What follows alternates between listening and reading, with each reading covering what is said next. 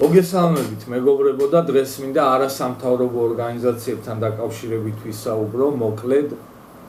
ჩვენთან საქართველოში უხვად არის არასამთავრობო ორგანიზაციები, რომლებიც 100%-ით ფინანსდებიან ქვეყნის გარედან კონკრეტული პოლიტიკური ჯგუფების და ორგანიზაციების მიერ.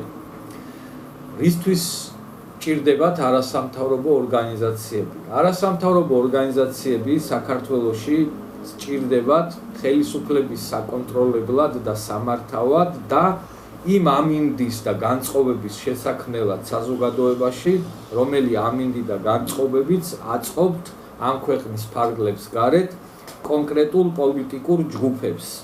იმ კონკრეტულ პოლიტიკურ ჯგუფებს, რომლებიც მილიონებს და მილიარდებს რიცხავენ საქართველოში კონკრეტულ არასამთავრობო ორგანიზაციებზე. არასამთავრობო ორგანიზაციები ამოფარებული არიან რაღაცა კეთილი ორგანიზაციების ნიღაბს. მართალია არასამთავრობო ორგანიზაციები ახორციელებენ ისეთ პროექტებს, რომელიც სიკეთისმომტანია საზოგადოებისთვის და საქართველოში ათობით ათასია ისეთი ადამიანი, რომელმაც ამა თუ იმ არასამთავრობო ორგანიზაციისგან მიიღო დახმარება და კონკრეტული სიკეთე და სწორედ აქ არის ძაღლისთავი დამარხული. არასამთავრობო ორგანიზაციის პირველი მიზანი არის ის, რომ საზოგადოებაში მოიპოვოს ნდობა და კეთილგანწყობა და სწორედ ამისთვის ახორციელებენ კონკრეტულ პროექტებს, რომ მოიპოვონ ადამიანების კეთილგანწყობა და ნდობა.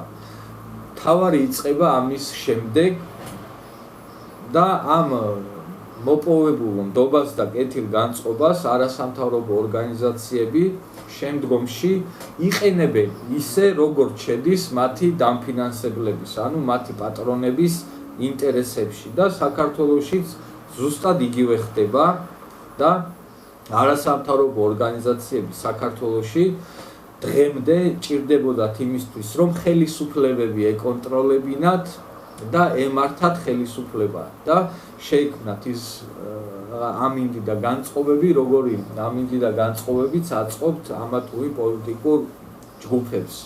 უფრო მეტიც, საქართველო იყო ერთ-ერთი პირველი მერცხალი, სადაც არასამთავრობო ორგანიზაციის საშუალებით დაამხეს ხელისუფლება და მერე ხელისუფლებაში მოგვიყვანეს პირდაპირ არასამთავრობო ორგანიზაცია და ეს იყო არასამთავრობო ორგანიზაცია კმარა, რომელიც ერთ-ერთი პირველი არასამთავრობო იყო ამ ქვეყანაში და სწორედ კმარას საშუალებით გამოიყვანეს საზოგადოება ქუჩაში, დაამხეს შევარდნაძის ხელისუფლება, რომელსაც ვარდების რევოლუცია უწოდეს და ამის მერე პირდაპირ ეს არასამთავრობო ორგანიზაცია კმარა დაგვინიშნეს ხელისუფლებაში და დიახ, ნაციონალური მოძრაობის ძირითადი ბირთვი სწორედ კმარადან და სხვადასხვა არასამთავრობო ორგანიზაციებიდან იყო წამოსული, რომლებსაც მერე მთავრობაში და ხელისუფლებაში ყოფნის დროსაც სოროსი უხდიდა ხელფასებს და ნაყიდი ყავდა საქართველოს მთავრობა. რისთვის უხდიდა სოროსი ხელფასებს და რისთვის აფინანსებდა საქართველოს მთავრობას?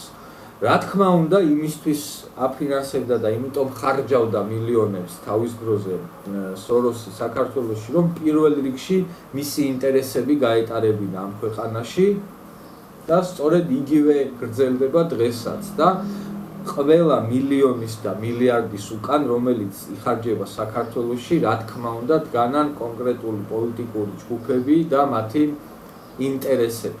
არავის არ უნდა გქონდეს იმის ილუზია, რომ არასამთავრობო ორგანიზაციებს საქართველოში მილიარდობით დოლარით იმიტომ აფინანსებენ, რომ ვინმე ქართველებზე დარდობს და ვინმე სისაწუხებს, რომ ქართველები აქ ჯანმრთელად ვიყოთ და ბედნიერები ვიყოთ. ან რამე განსაკუთრებულიერი ვართ და იმიტომ გვაფინანსებენ, რა თქმა უნდა, არა. ეს არის ამის დაჯერება არის სისულელე და მიამიტო. როგორც უკვე აღვნიშნე, ყველა მილიონის უკან, რა თქმა უნდა, არის ის ინტერესები, რომელი ინტერესებიც აქვთ ამა თუ იმ პოლიტიკურ ჯგუფებს, რომლებიც რიცხავენ საქართველოში ამ ფულებს. ქართული ოცნების ხელისუფლებამ გამჭვირვალობის კანონის მიღებით სწორედ ამ უცხო ძალებს გამოაცალა ხელიდან მართვის ბერკეტები ამ ქვეყანაში და ამას ვერ პატიობენ ქართული ოცნების ხელისუფლებას და იმიტომ არის რომ ესე ლანძღავენ გამწარებულები და გინდა შიგნით არასამთავრობოები და გინდა ქვეყნის გარეთ ამ არასამთავრობოების პატრონები, იმიტომ არის რომ ქართული ოცნების ხელისუფლებაზე არიან გამწარებულები, მათ დაკარგეს ამ ქვეყანაში მართვის ბერკეტები. არასამთავრობო ორგანიზაციებმა დაიწყეს დოკუმენტაციის განადგურება და ამას ისეხსნიან, რომ თითქოს რაღაცა სენსიტიურ ინფორმაციას ანადგურებენ. სინამდვილეში, რა თქმა უნდა, არანაირი სენსიტიურ ინფორმაციაზე აქ საუბარი არ მიდის და ანადგურებენ ფაქტებს, თავიანთი ჭეშმარიტ სახეს ანადგურებენ და არანაირი აქ როგორც უკვე აღნიშნე, რამე სენსიტიური ინფორმაციის განადგურება, რა თქმა უნდა, არ ხდება.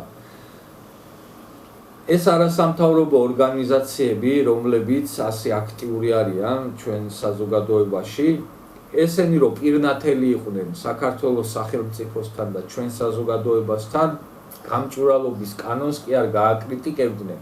პირიქით სიხარულით მიიღებდნენ ამ კანონს და მთელ ქვეყანას გვაჩვენებდნენ თუ როგორი კეთილშობილები არიან და როგორ კარგ საქმეებს ახორციელებენ თავიდან ბოლომდე.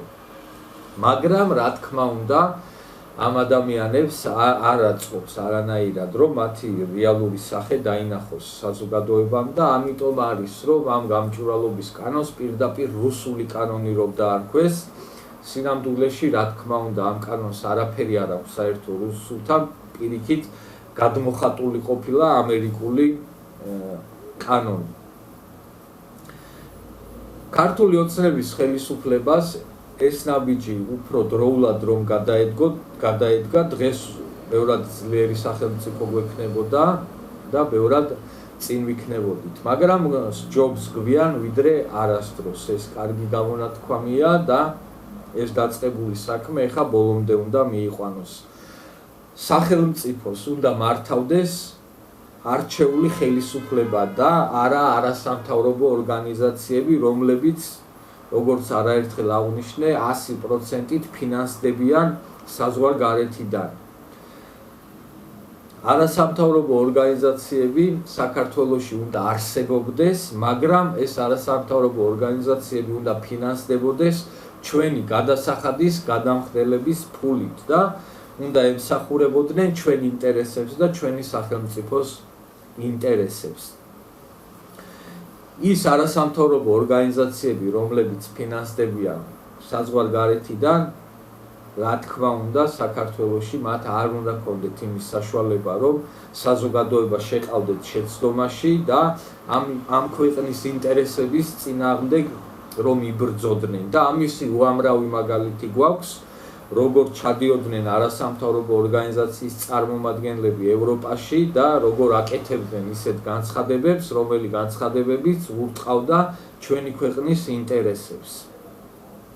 და დიახ, ეს არის მათი მთავარი როლი და ფუნქცია, როგორც უკვე აღნიშნე, რომ საქართველოში გაატარონ იმათი ინტერესები, ვინც მათ მილიონებს ურიცხავს და ჩვეულებრივად ნაყიდი ტიპები არიან ესენი. გირჩი ჯაფარა მაგალითად ერთ-ერთი თვალსაჩინო მაგალითი, როგორ იყიდეს ტიპი ვიღაცეებმა და აი ამ ნაყიდ ჯაფარას აკეთებინებენ იმას და ალაპარაკებენ იმას, რაც აწყობს ჯაფარას პატრონებს და იგივეა გიგაური, ლომჯარია, საია და ეს ყველა დანარჩენი ორგანიზაციები, რომლებიც ფინანსდებიან უცხო ძალებიდან, რა თქმა უნდა, არიან იმ ძალების მსახურები, საიდანაც იღებენ მილიონებს და მილიარდებს. მოკლედ ეს არის, ვისი თქმაც მინდოდა ამ არასამთავრობო ორგანიზაციებთან დაკავშირებით და იმედი მაქვს, რომ გასაგებად ავხსენი ეს ამბავი თუ რას ვფიქრობ არასამთავრობოებთან დაკავშირებით.